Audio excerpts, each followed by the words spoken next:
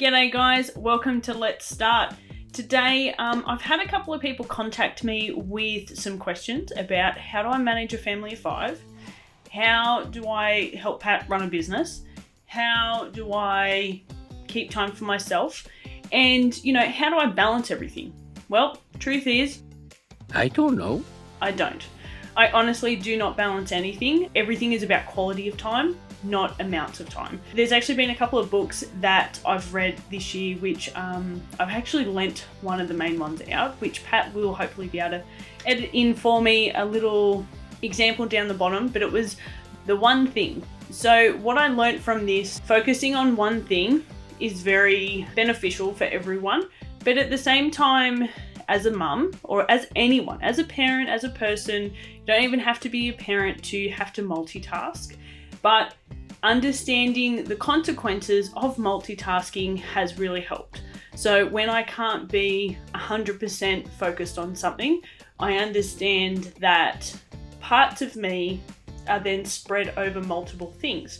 So if I can minimize how much I'm spreading myself, I can be more efficient. So when I have time that I can allow myself time blocking, which is another thing that I've learned from this amazing book, was that I can time block, an hour to focus on my clients, or I can give myself half an hour to focus on my own reading and development. Everyone has to value that differently. And, I don't give up times that I book for my clients to anything else, or time that I schedule for the kids for anything else. So we need to treat ourselves with the same respect. Okay, so that's probably tip number 1, is trying to focus in on time blocking and giving yourself that time to focus on the task or your family, just time to focus, okay? And then I've read another book and it's been really great. Your Dream Life Starts Here. This has been great in the aspect that it allowed us not to dream because we have our business, but it's allowed us time to reflect on how do we achieve these things. So part of one of these things is resetting. Tip number 2 would be to take the time to reset. I've cleaned up my desk. It's a little bit more tidy than before. So I actually will do this a couple of times a week. Being a home studio, I have to share this space with our kids at points, and my desk can become very unorganized and messy.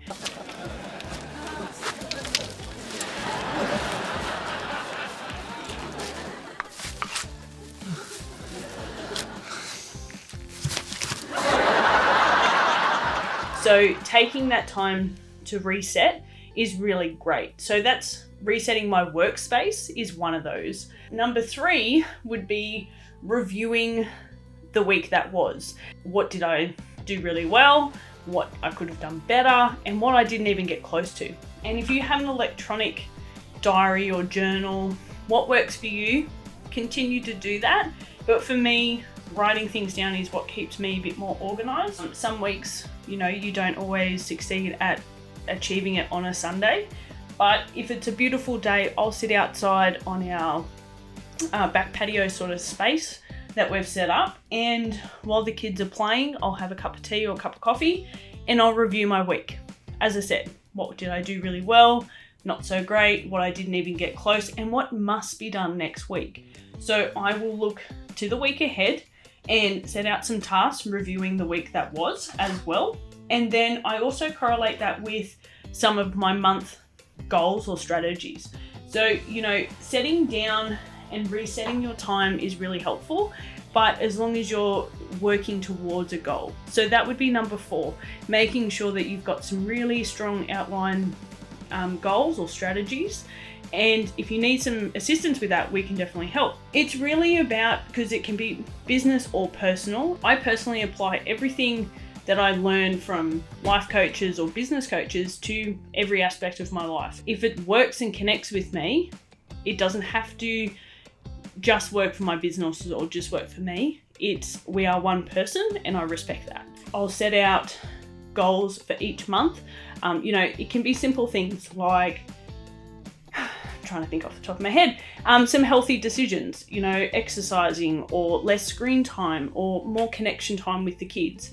So instead of trying to achieve all that in 1 week or all that in a month, you know, because some things take longer than others, I try and focus on one thing at a time, because we have to create habits. So that leads into tip number 5, creating some habits. So I can't remember where I heard it from.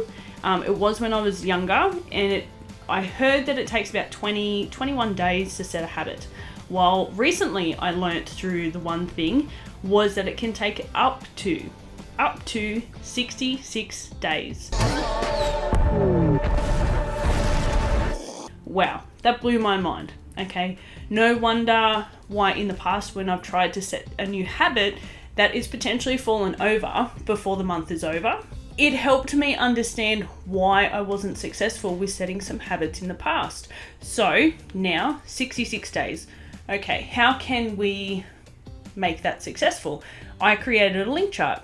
So I have 4 goals per day. So reading for an hour, exercising, but I made it a SMART challenge. Now, if you don't know what SMART challenges are, make sure you jump on next episode because I'll run through those. But I set a SMART challenge for exercise. I set quality time with the kids.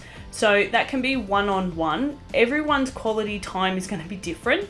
So, you know, be kind to yourself. And then my 4th one is be kind to myself. So every day I have to link off all these 4 things, and that's going to run for 2 months.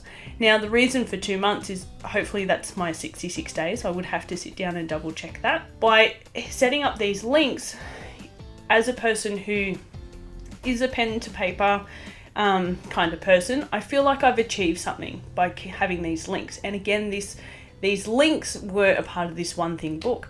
So try and create some healthy habits for yourself. That's going to really set you on that trajectory of success, or, you know, kicking those goals, whatever you're setting out to do.